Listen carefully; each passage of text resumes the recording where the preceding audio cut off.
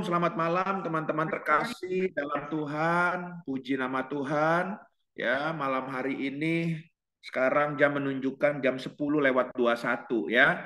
Saya akan berusaha cepat ya karena cukup panjang materinya. Biasa saya menyampaikan soal keluarga, tapi saya ditaruhkan Tuhan hati hari ini menyampaikan tema tentang sesuatu yang berbeda. Ya, haleluya. Baik, kita melihat sama-sama malam hari ini saya akan berbicara tentang sebuah tema yaitu understanding ya, the gift. Biasa kita belajar tentang karunia-karunia Roh Kudus, tapi malam hari ini tentunya kita akan belajar sesuatu yang berbeda. Apa itu? Kita akan belajar tentang karunia-karunia ya. Biasa buah-buah roh, sekarang ini adalah karunia-karunia roh maksud saya. Oke, seberapa banyak kita percaya bahwa kita boleh ada di tahun ini semua karena anugerah Tuhan. Ya, oleh sebab itu ya kalau kita bisa ada sampai hari ini karena anugerah Tuhan, saya berdoa biarlah juga tahun ke depan ini sepanjang 2023 dan selanjutnya kita juga terus berjalan dalam kasih karunia Tuhan. Nah, Rasul Paulus pernah berbicara kepada anak rohaninya dalam 2 Timotius pasal 1 ayat yang ke-6 sampai dengan yang ke-7 dikatakan demikian firman Tuhan. Karena itulah kuperingatkan engkau untuk mengobarkan karunia Allah yang ada padamu oleh penompangan tanganku atasmu. Sebab Allah memberikan kepada kita bukan roh ketakutan, melainkan roh yang membangkitkan kekuatan kasih dan ketertiban. Haleluya. Firman Tuhan ini dimulai Rasul Paulus bicara kepada anak rohaninya, dikatakan karena itu kuperingatkan. Nah, kata kuperingatkan ini artinya sesuatu sign, sesuatu yang penting, yang bukan hanya perlu disimak, tapi sesuatu yang perlu dikerjakan, dilakukan oleh anak rohaninya. Dan saya percaya Bapak Ibu terkasih dalam Tuhan, kalau kita melompat di ayat yang ke-7 dikatakan Tuhan memberikan kita bukan roh ketakutan. Karena keadaan dunia hari-hari ini seringkali membuat kita takut. Haleluya, dengan segala pressure, dengan segala tantangan hidup yang semakin hari semakin berat, membuat kita serba takut untuk melangkah, serba takut untuk berbisnis, serba takut untuk memulai sesuatu yang baru. Ya, tapi dikatakan kalau kita ada di dalam Tuhan, Dia bukan memberikan kita roh ketakutan, tapi sebaliknya, roh yang membangkitkan kekuatan kasih dan ketertiban. Nah, salah satu kuncinya melewati tahun 2023 supaya kita ya mendapatkan roh yang membangkitkan kekuatan kasih dan ketertiban itu tentunya dikatakan dalam ayat yang ke-6, kita harus belajar mengobarkan karunia Roh Kudus. Saya percaya bahwa seringkali kita belajar untuk kita dipakai Tuhan tinggi, untuk dibawa naik perlu karunia. Tapi untuk berada di posisi atas kita perlu karakter. Nah, kalau mana yang lebih penting? Seringkali kita berpikir karakter lebih penting dari karunia. Tapi kalau kita belajar menyimak dari firman Tuhan ini, sebetulnya dua-duanya sama-sama penting. Karunia penting, karakter juga penting. Tapi hari ini sebelum kita bicara karakter, kita akan berbicara karunia Roh Kudus terlebih dahulu. Ya, mari kita lihat sama-sama di dalam 1 Korintus 12 ayat yang pertama, supaya kita kalaupun diberikan karunia Roh Kudus, karena karunia itu adalah sebuah gift, ya sebuah pemberian dari Tuhan cuma-cuma, ya kita nggak salah. Makanya dikatakan 1 Korintus 12 ayat yang 7, sekarang tentang karunia-karunia roh, aku mau saudara-saudara supaya kamu apa? Understanding, supaya kamu understand, supaya kamu mengetahui the truth, mengetahui kebenarannya. Jadi Bapak Ibu terkasih dalam Tuhan, teman-teman terkasih, kita kalaupun Tuhan memberikan karunia harus disertai dengan pengertian.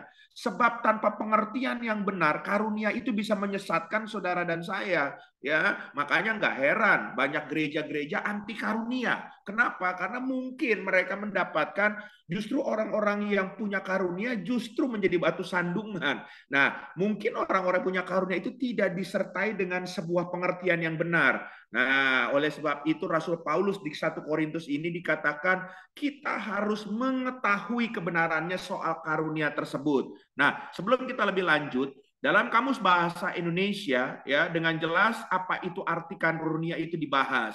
Karunia adalah suatu pemberian atau anugerah dari yang lebih tinggi kedudukannya. Bahkan kalau menurut saya bukan yang lebih tinggi, tapi dari yang maha tinggi. Karena cuma Tuhan yang bisa memberikan karunia itu kepada kita umatnya. Ya, nah jadi diberikan dari posisi yang maha tinggi kepada posisi yang lebih rendah. Saudara dan saya adalah umat ciptaannya, dia adalah penciptanya. Makanya jelas dia yang maha tinggi, kita yang di bawah posisinya. Ya, nggak mungkin ya kita akan sama dengan dia. Makanya kalau ada orang yang sudah mulai menyamai dirinya dengan Tuhan, artinya orang tersebut sombong dan itu sudah salah, saudara terkasih dalam Tuhan. Nah, lebih lanjut kalau saudara sudah mengerti tentang karunia-karunia Roh Kudus, saya ingin mengajak kita belajar. Sebenarnya ada berapa banyak karunia? Kenapa orang tidak pernah ya mengerti tentang karunianya? Kalau disuruh ikut melayani, dia selalu bilang begini, saya nggak ngerti panggilan saya di mana. Ya, saya nggak ngerti karunia saya di mana. Oke, ya dalam firman Tuhan paling enggak ada 3 ayat yang berbicara tiga pasal yang berbicara tentang karunia-karunia roh. Yang pertama disebut karunia jawatan. Itu ada di Efesus pasal yang keempat, ayat yang ke-11. Ya, di situ ada 5 karunia jawatan. Apa itu? Karunia kerasulan, karunia kenabian, karunia pemberita Injil, karunia penggembalaan seperti saya, saudara. Ya, dan ingat ini adalah sebuah karunia. Banyak orang bisa jadi pemimpin, leader, tapi belum tentu bisa menggembalakan. Karena antara pemimpin dengan penggembalaan itu sesuatu yang berbeda. Penggembalakan itu adalah suatu karunia. Penggembalaan adalah suatu calling. Makanya, saudara terkasih dalam Tuhan, kalau kita bukan ada di situ, jangan coba-coba di posisi itu. Haleluya. Lalu ada karunia jawatan yang kelima, karunia mengajar. Idealnya di dalam pelayanan, di dalam sebuah rumah Tuhan, di gereja Tuhan, akan berkembang gereja Tuhan itu kalau punya 5 karunia jawatan ini. Ya, ada kerasulan yang suka merintis, ya merintis penggembalaan baru, buka jalan. Ya, kenabian itu yang suka bernubuat, suka yang menyampaikan isi hati Tuhan. Ya, pemberita Injil tentunya adalah seorang penginjil untuk jangkau jiwa-jiwa yang terhilang. Pengembalaan seperti yang saya katakan tadi, dan 5 adalah mengajar. Ya, sebab dalam pengembalaan kalau jemaat nggak diberikan pengajaran yang sehat, maka jemaat itu akan tersesat. Nah, saudara coba lihat, apakah ada dalam diri saudara kelima karunia jawatan ini? Ya, kalau mungkin teman-teman berkata, bro, saya itu baru ya ikut Tuhan, baru mulai belajar lagi. Saya nggak ngerti lah, kayaknya ini terlalu tinggi. Ini buat orang yang sudah akan terjun dalam pelayanan. Oke, ya kalau gitu kita skip yang Efesus 4 ayat yang ke-11. Coba kita lihat, karena saya percaya tidak mungkin kita tidak punya karunia yang Tuhan kasih. Pasti kita punya, supaya kita nggak boleh lari lagi dari panggilan melayani Tuhan. Mari kita lihat Roma 12 ayat yang ke-6 sampai dengan yang ke-8. Ini disebut karunia motivasi. Ya, di sini ada 7 karunia paling enggak. Ya, apa itu? Yang pertama karunia bernubuat. Karunia bernubuat sama seperti karunia kenabian tentunya. Ya, karena seorang nabi biasanya suka bernubuat. Ya, nah orang yang suka bernubuat pasti dia punya karunia kenabian. Lalu apalagi karunia melayani. Haleluya. Coba kalau saudara di dalam suatu pelayanan cuman semuanya punya karunia kepemimpinan, nggak ada karunia melayani. Wah, saudara, selesai semuanya jadi pemimpin, tapi nggak ada yang melayani, nanti pelayanan itu akan berantakan, saudara. Ya, atau mungkin dalam sebuah rumah Tuhan cuman punya karunia pendoa, semuanya berdoa, gereja kotor penuh debu, nggak ada yang punya karunia melayani, nggak ada yang nyapu. Jadi ini juga salah ya, makanya ada karunia melayani dan kita nggak boleh merasa diri kita lebih tinggi daripada orang punya karunia melayani, ya kan? Sama seperti Maria dan Marta, Tuhan bilang nggak ada yang lebih baik, sama-sama kok dua-duanya, ya di porsinya masing-masing. Haleluya. Lalu ada karunia mengajar ya. Tadi kita sudah bahas di Efesus 4 ayat 11, ini hampir sama. Lalu apalagi teman-teman yang dikatakan karunia menasehati. Mungkin beberapa teman-teman pernah bilang, gue bingung dari zaman masih sekolah, kok kayaknya ada orang-orang yang suka tiba-tiba dikirim Tuhan datang ke hidup saya, dan dia dengan gampangnya dia curhat, dia cerita masalahnya, dan saya bisa menyampaikan sesuatu, ya paling nggak membuat dia tenang. Nah, mungkin teman-teman punya karunia menasehati, dan cocok kalau teman-teman menajamkan karunia itu sebagai konselor. Haleluya. Ya, jadi karunia menasehatinya dibawa untuk lebih tajam lagi dengan saudara belajar firman Tuhan menjadi seorang konselor yang hadal ya. Lalu apalagi teman-teman? Ya karunia membagi-bagikan sesuatu. Nah, satu ketika teman-teman saya datang ke seorang sahabat saya, dia masih seorang diri, dia belum menikah, usianya sudah 50 lebih. Saya datang ke tempat dia lagi masak. Dan masaknya itu nggak tanggung-tanggung, satu panci dia masak ya kacang ijo teman-teman. Nah saya tanya sama dia, bro, kamu kan tinggal sendiri, mau ngapain masak kacang ijo segini banyak? Mau makan sendiri, mau sampai kapan habisnya? Udah, dirimu tenang aja, dia bilang begitu. Tenang gimana? Saya bilang gitu. Kurang kerjaan kamu, udah tenang aja. Nanti malam kan kita ada doa, udah tenang aja. Oh ya udah. Ternyata saya pikir di bawah apa di panjang jalan mau apa gitu. Nggak taunya waktu datang ke gereja, ke rumah Tuhan, memang ada banyak orang, dia sudah plastik-plastikin, dia bagi-bagiin, saudara. Ya kacang hijaunya itu kepada teman-teman jemaat yang hadir, saudara. Ya, padahal kalau saya punya teman satunya lagi, kalau saya datang ke apartemen dia sendiri, saya tanya, bro udah makan? Dia bilang, enggak ah, belum. Loh, udah siang kok belum makan? Males.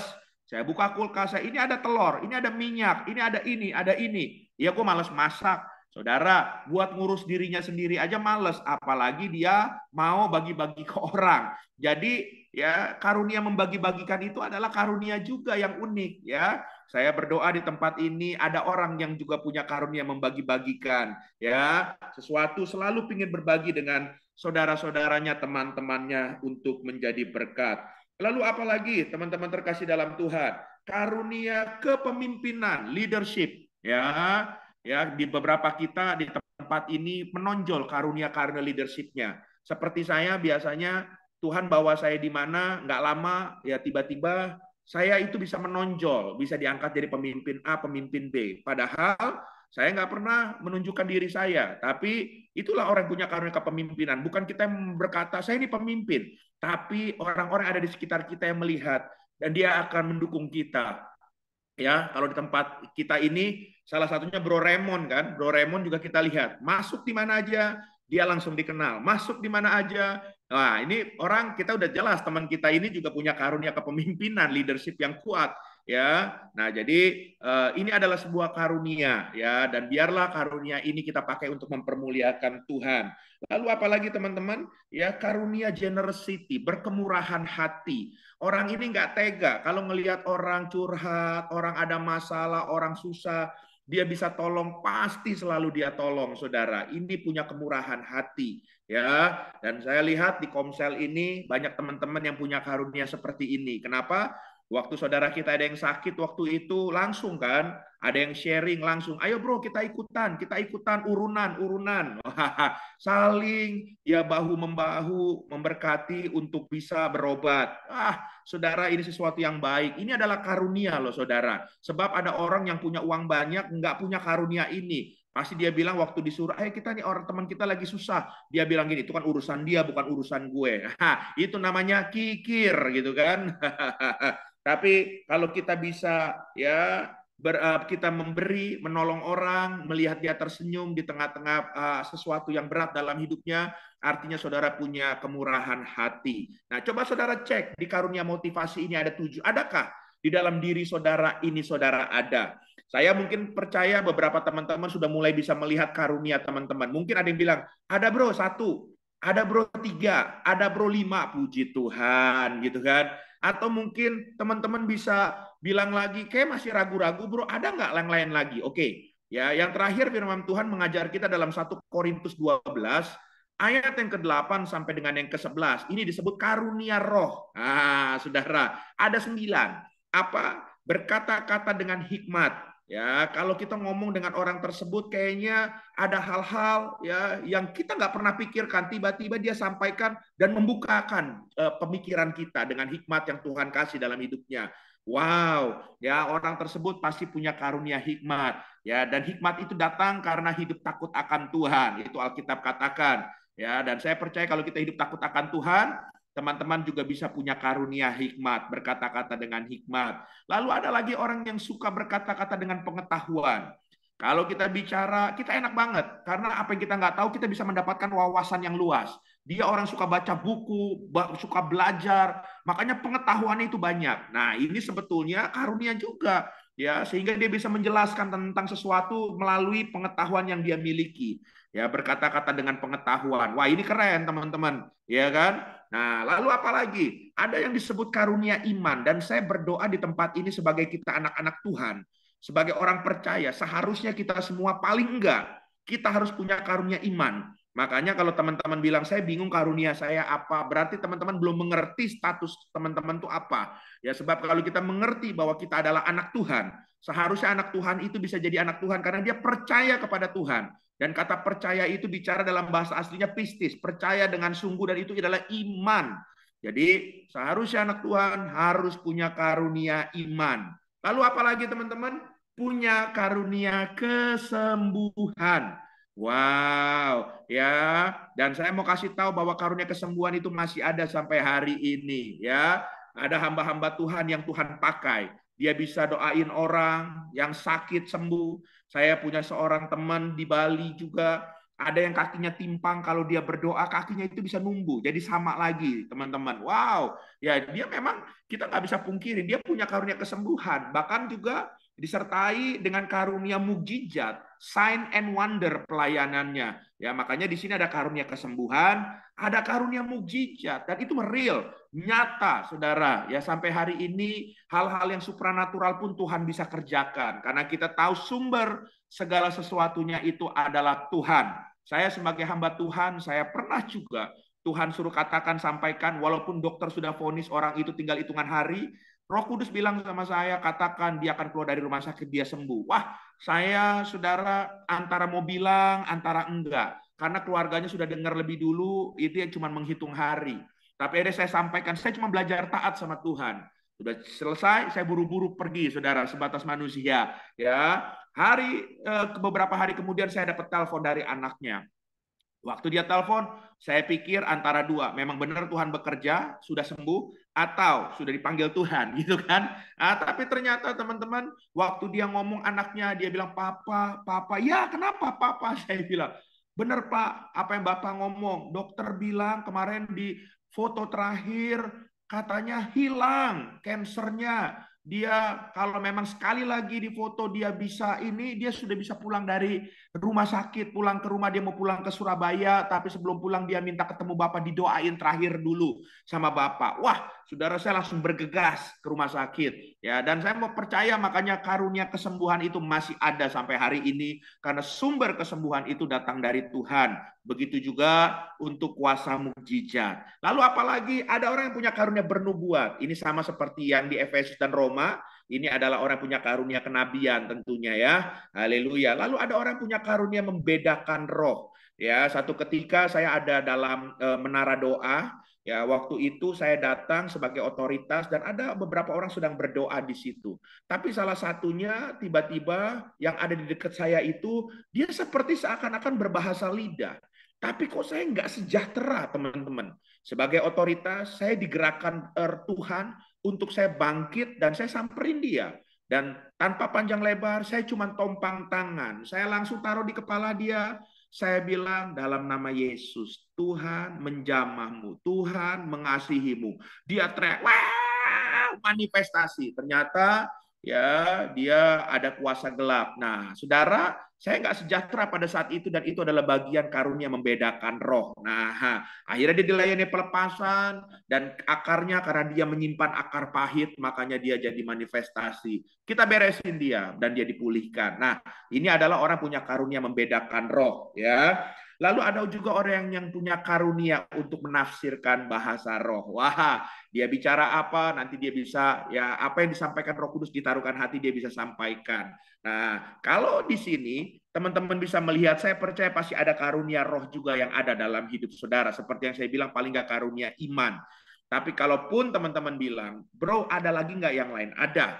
Ya, dan sebenarnya nggak semuanya tertulis. Contoh, ya, setiap kita orang percaya bisa punya karunia menolong, karunia kepengurusan. Orang yang kerja kayak Lia, administrasi gereja, ini adalah karunia juga, saudara. Karena nggak semua bisa betah tinggal di dalam kantor gereja gitu ya, punya karunia kepengurusan. Lalu ada orang yang punya karunia hidup lajang. Ya saya nggak tahu, tapi mungkin aja seperti saudara kita, Brother Eric itu punya karunia lajang, ya kan? Nah, tapi ya salah nggak sih? Sebenarnya nggak juga. Kalau memang dia menyadari itu panggilan dia, it's okay. Saya punya teman-teman yang umurnya udah 55, 60, justru dia tahu. Waktu saya tanya, bro kenapa nggak nikah? Nggak, aku terpanggil selibat, artinya nggak menikah. Dan ternyata dia maksimal. Dia bisa merintis beberapa jemaat yang ada di daerah-daerah terpencil. Dia bangun gereja Tuhan. Dia kemana-mana dia nggak mikirin istri dan anaknya. Dia pergi sekian lama dia merintis. It's okay, ya. Hidupnya jadi berkat. Jadi ya kalau memang dia punya panggilan hidup melajang, it's okay. Makanya kalau ada teman-teman yang masih sendiri, jangan suka diledekin. Mungkin itu panggilan dia ya. Kita harus hargai panggilan hidupnya. Haleluya. Ya, ada juga teman-teman yang juga punya karunia ya suka untuk hidup miskin dengan sukarela. Contoh Mother Teresa. Sekelas dia ya dia sebenarnya membuka foundation untuk cari kekayaan itu gampang waktu dia masih hidup. Tapi ternyata enggak, dia tetap mau hidup sederhana di Kalkuta. Dia melayani di sana sampai Tuhan panggil dia. Wow, ini adalah orang-orang yang sudah mengerti hati Tuhan. Ya, kaya miskin itu bukan ukuran lagi, tapi hidup dia harus jadi berkat. Ya, dan ini adalah sebuah karunia. Ada juga orang punya karunia martir, mati syahid. Dia tahu kalau dia melayani di situ mungkin nyawa taruhannya, tapi dia berani bahkan sampai Tuhan panggil. Saya punya teman-teman yang orang tuanya jadi martir. Ada yang di Ambon, di mana sekarang teman-teman saya pun jadi pendeta, jadi hamba Tuhan. Dia cerita soal bagaimana papanya mati waktu di Ambon. Nah, saudara, jadi dia punya karunia syahid atau martir. It's okay. Ada yang juga punya karunia memberikan tumpangan, ya. Kalau ada hamba Tuhan datang dari luar kota, dia ngomong sama gerejanya, gereja daripada sewain tempat, pengeluaran tambah, udah di rumah saya ada kamar kosong. Biar tinggal hamba Tuhan ini di rumah saya melayani selama dia di sini. Tapi kalau orang nggak punya karunia melayani, suami istri pasti cekcok. Kenapa sih lu nampung-nampung orang gitu? Ya, jadi ini adalah sebuah karunia. Ya, ada juga orang punya karunia misionaris, ada juga orang punya karunia pendoa syafaat. Ya, saya percaya jadi pendoa syafaat adalah sebuah karunia. Sebab kalau orang nggak suka berdoa, saudara masuk ke menara doa setengah jam pertama masih berapi-api, bahasa rohnya masih kencang, bahasa lidahnya masih kencang. Ya, setengah jam kemudian sudah mulai meredup. Setengah jam kemudian, 1 jam setengah kemudian hilang suaranya, ya, dan ada suara-suara yang aneh, yang grok, grok, grok, tidur dia. Ya, tapi kalau orang punya karunia pendoa syafaat, semakin lama dalam hadirat Tuhan, dia justru semakin berapi-api. Terjadi keintiman dengan Tuhan. Nah, itu karunia, saudara. Ya, oke. Dari kebenaran firman Tuhan ini, coba saudara teman-teman cek, apakah di antara teman-teman ada yang punya karunia-karunia ini. Nah, pertanyaannya begini, ya. Kenapa Rasul Paulus bilang tadi, kalau kita sudah tahu punya karunia ini, kita harus mengerti soal karunia ini. Ya, supaya saudara tidak tersesat. Ya, sebab kalau teman-teman lihat ya cerita dari jemaat Korintus pada saat itu, jemaat Korintus ya bukanlah sebuah jemaat seperti jemaat Efesus dan Filipi pada zaman-zaman itu yang lebih baik dari jemaat di pada Korintus, tapi justru jemaat Korintus itu adalah jemaat yang cukup mengecewakan Rasul Paulus yang mendengar sebagai bapak rohani. Kenapa? Kota Korintus pada saat itu adalah kota yang maju, kota pelabuhan. Makanya di dalam kota Korintus pada zaman itu ada 2 pelabuhan, di atas dan di bawah. Yang atas itu perdagangan untuk melayani Eropa ke atas. Yang bawah itu untuk Asia ke bawah. Jadi saudara bayangkan kota ini ya begitu terbuka. Ada budaya, ada tradisi dari negara-negara sekitarnya karena perdagangan itu tercampur, termasuk ada kawin campur. Makanya nggak heran budaya-budaya itu masuk ke Korintus. Nah, yang bahayanya saudara terkasih dalam Tuhan, ternyata ada hal yang baik yang masuk, ada hal yang buruk. Dan hal yang buruk itu berupa dosa yang dibawa masuk di dalam budaya dan tradisi tersebut. Makanya akhirnya ya seringkali terjadi perpecahan, perjinahan, saling tuntut menuntut, walaupun mereka sesama anak Tuhan di pengadilan. Ya, dan ini waktu Rasul Paulus dengar, ini mendukakan hati Rasul Paulus. Nah, bahkan kalau teman-teman tahu, karena ada ya kepercayaan-kepercayaan yang dibawa-bawa masuk ke sana, makanya akhirnya berbaur dengan anak-anak Tuhan yang ada di Korintus juga. Nah, juga ada percabulan perjinan hebat, makanya Dari budaya-budaya yang masuk itu ya terjadi free sex, termasuk dalam rumah-rumah ibadah yang ada di zaman-zaman budaya yang ada dari keluar yang dibawa tersebut. Makanya zaman itu bahkan ada yang disebut dengan nama pelacur bakti. Ya, dikhususkan gadis-gadis yang dipilih untuk melacurkan diri melayani imam-imam hamba-hamba Tuhan yang ada pada zaman itu dengan yang dia percaya dengan dewa-dewanya. Dan kalau tidak diawasi dengan baik, tidak bisa anak Tuhan itu mengerti, budaya ini akan masuk kepada gereja juga yang ada di Korintus. Ya, kenapa? Karena dengan karunia yang ada dengan jemaat itu, tapi pondasinya lemah, karunia-karunia itu bisa membuat mereka sombong dan mereka bisa menjatuh ke dalam perjinahan juga. Ya, karena di sana karena budaya campur-campur, makanya ada yang disebut sinkritisme. Mereka percaya agama, mereka juga percaya kepercayaan, mereka percaya tahayul. Wah, sudah campur baur, sinkritisme itu ada. Nah, oleh sebab itu, makanya Rasul Paulus bilang, oke, tapi kamu beda sama mereka. Kamu adalah anak terang setelah kamu dalam Tuhan. Kamu nggak boleh sama lagi dengan mereka. Kamu harus berbeda. Dan kamu sudah diberikan karunia. Dan kamu harus mengerti karunia itu bukan buat mendukung hal-hal yang salah, tapi karunia itu untuk hal-hal yang baik. Makanya ada beberapa hal secara cepat yang teman-teman harus tahu tentang karunia Roh Kudus. Ya, yang pertama di dalam 1 Korintus 12 ayat yang kedua dikatakan, kamu tahu bahwa pada waktu kamu masih ya belum mengenal Allah, kamu tanpa berpikir ditarik kepada berhala-berhala yang bisu. Ini latar belakang kita semua dari penyembahan berhala, apapun itu, waktu kita belum kenal Tuhan. Tapi kalau teman-teman lihat di Kisah Para Rasul pasal 2 ayat 37 dan 38 dikatakan begini. Ketika mereka mendengar hal itu, hati mereka sangat terharu, lalu mereka bertanya kepada Petrus dan rasul-rasul yang lain, apakah yang harus kami perbuat? Saudara-saudara, ayat 38 perhatikan, jawab Petrus kepada mereka, bertobatlah dan hendaklah kamu masing-masing memberi dirimu dibaptis dalam nama Yesus Kristus untuk pengampunan dosamu, maka kamu akan menerima karunia Roh Kudus.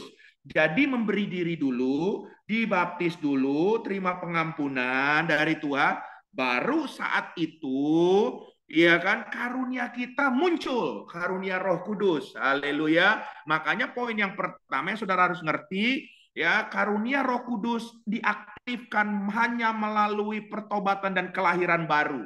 Haleluya. Nggak ada cerita. Dulu sebelum dalam Tuhan saya kayaknya udah bisa ngelihat, udah bisa apa. Oke lah, mungkin teman-teman bisa punya karunia melihat.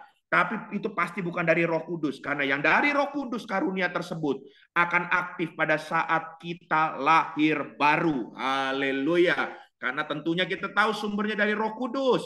Makanya harus diaktifkan dulu Roh Kudusnya dengan kita lahir baru. Nah, pertanyaannya kan begini teman-teman. Sebetulnya apa bedanya bakat dengan karunia roh? Kadang-kadang kan beda-beda tipis antara bakat dan karunia roh. Nah, teman-teman harus tahu bakat atau keahlian itu yang pertama bisa dipelajari. Waktu COVID kemarin saya banyak ibu-ibu yang datang kepada saya, ya kan, mereka karena iseng akhirnya kursus bikin kue, ya kan. Jadi dia akhirnya punya bakat, punya keahlian karena dia belajar. Nah, dia bisa bikin kue.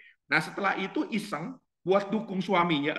Dia bilang gini, saya mulai buka PO, Pak. Ternyata laku. Akhirnya dia ngambil toko, buka bakery dan berhasil sampai hari ini. Dikomersilkan boleh, ya. Dapat keuntungan boleh nggak? Boleh kalau itu dari bakat atau keahlian.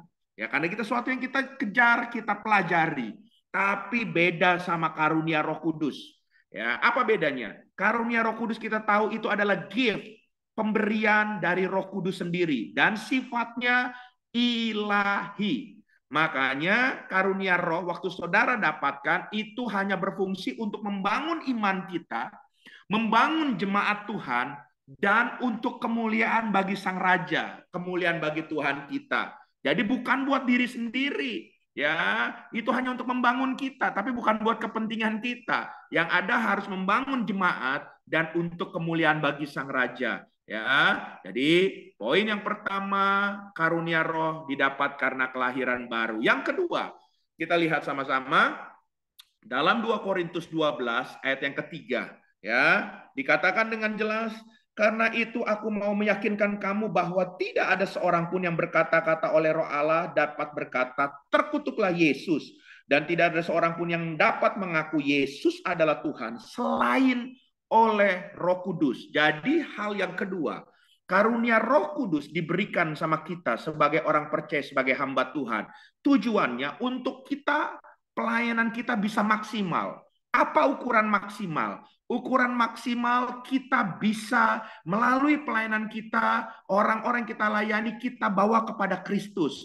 Kita perlu tunangkan dia kepada Kristus, bukan dipertunangkan kepada diri sendiri. Saya ini hamba Tuhan, tapi saya banyak ketemu saat ini, banyak anak Tuhan yang kepahitan sama hamba Tuhan. Kenapa? Karena mereka dilayani, dipertunangkannya dengan diri sendiri. Diajarinya melalui diri sendiri. Bahkan untuk berdoa aja dia bilang harus cari saya, nanti saya yang doakan kamu. Padahal firman Tuhan katakan orang percaya bisa berdoa semuanya. Haleluya. Ya, dia nggak pernah diajarin dewasa di dalam Tuhan. Jadi kita harus belajar bahwa karunia Roh Kudus itu dibawa untuk seseorang itu semakin hidupnya mendekat kepada Tuhan, mengakui Tuhan Yesus sebagai Tuhan dan juru selamat dalam hidupnya. Nah, itu karunia. Haleluya. Dan itu pasti karunia yang benar dari Tuhan. Yang ketiga, teman-teman, ya, 1 Korintus 12 ayat yang keempat sampai ke-6 dikatakan ada rupa-rupa karunia tetapi satu roh.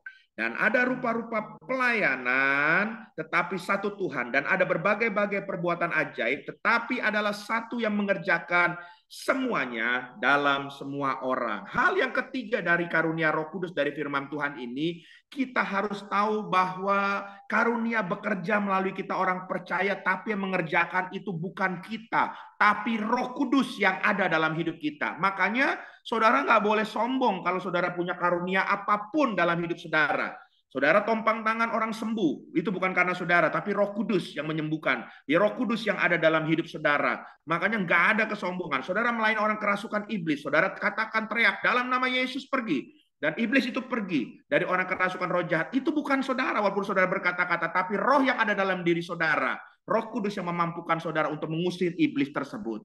Jadi hal yang ketiga, karunia Roh Kudus yang ada dalam hidup kita dikerjakan oleh Roh Kudus. Itu yang harus saudara pegang. Haleluya, supaya kita nggak jatuh dalam kesombongan. Ya, yang keempat, saya akan selesai. Ya, tadi jam 11.20. Ya, saya berdoa 30 menit ini saya selesai. Ya, yang keempat, 1 Korintus 12 ayat yang ke-7 dikatakan tetapi kepada tiap-tiap orang dikaruniakan ya pernyataan Roh untuk kepentingan bersama. Jadi hal yang keempat, karunia Roh Kudus boleh ada, itu digunakan untuk membangun komunitas, membangun gereja, membangun rumah Tuhan, membangun pelayanan, membangun komunal. Haleluya. Kalau seseorang yang punya karunia Roh Kudus tapi ada di dalam sebuah komunal dan dia membuat perpecahan, saya sangat yakin itu bukan dari Roh Kudus. Haleluya. Ya, karena sesuatu yang datang dari Roh Kudus justru akan menyatukan tubuh Kristus. Haleluya, ya. Jadi kalau ada orang yang ngaku-ngaku dia punya karunia roh tapi dia datang malah buat perselisihan, buat perpecahan, saling ngadu domba, saudara, itu bukan karunia dari Roh Kudus pastinya. Justru karunia Roh Kudus akan membuat sama-sama bertumbuh dalam Tuhan sebagai tubuh Kristus. Katakan amin. Haleluya. Yang terakhir, teman-teman, ya. 1 Korintus 12 ayat yang ke-11. Apa yang dikatakan firman Tuhan ini? Dikatakan, tetapi semuanya ini dikerjakan oleh Roh yang satu dan yang sama, yang memberikan karunia kepada tiap-tiap orang secara, perhatikan, khusus, seperti yang dikehendakinya. Ya, jadi hal yang kelima, saudara harus tahu bahwa ya karunia itu diberikannya oleh Roh Kudus khusus buat setiap kita, ya. Dan itu bukan karena kehendak kita, ya kan? Tapi itu adalah pemberian gift dari Roh Kudus. Makanya ada orang yang dapat karunia 1, ada orang yang punya karunia 3, ada orang punya karunia 8. Dia bisa nulis, dia bisa khotbah, dia bisa ngajar, dia bisa pimpin pujian, dia bisa pelayanan pelepasan. Tapi ada orang 1 buat berdoa aja susah. Nah, kenapa dibedakan begitu? Apakah Tuhan tidak adil? Iya kan, karunianya kenapa beda-beda? Iya kan? Nah, sekarang kalau teman-teman punya pertanyaan begitu, saya ingin memberikan jawaban. Ini dasar firman Tuhan yang terakhir yang saya akan bagikan kepada teman-teman. Matius 25 ayat 15, ya, dikatakan ini jawabannya. Yang seorang diberikan 5 talenta, yang seorang lagi 2, dan yang seorang lagi 1. Nah, perhatikan kalimat ini. Dikatakan apa? Masing-masing menurut apa? Kesanggupannya. Lalu ia berangkat. Garis bawahi kata kesanggupannya. Kenapa ada yang 1, ada yang 3, ada yang 5 karunia atau lebih? Tentunya itu berbicara dari kesanggupan kita. Ya kan? Kalau saudara dikasih 1 aja saudara nggak bisa jaga, nggak bisa maksimalkan, bagaimana mungkin Tuhan tambah-tambahkan?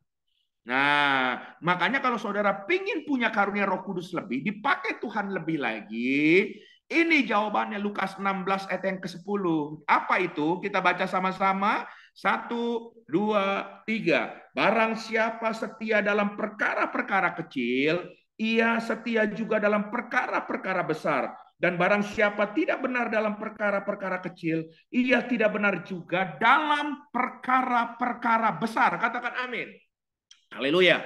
Jadi ya karunia itu diberikan menurut kesanggupan. Porsi kita beda-beda. Dan porsi itu ditentukan pada saat kita punya karunia yang Tuhan kasih. Walaupun 1. Kita bisa setia nggak itu? Kita bisa kelola maksimal nggak? Kalau kita bisa kasih maksimal, saya percaya. Ya, dulu saya nggak bisa khotbah, nggak bisa ngajar, nggak bisa melayani pelepasan, nggak ngerti. Saya bukan dari keluarga hamba Tuhan lahir. Haleluya. Dan keluarga saya bukan keluarga yang rohaniwan. Tapi berjalan dengan waktu, Tuhan tambah-tambahkan karunia itu. Kenapa? Karena kita belajar setia dari apa yang Tuhan kasih. 1, tambah 1, tambah 1, bahkan diberikan sekarang penggembalaan.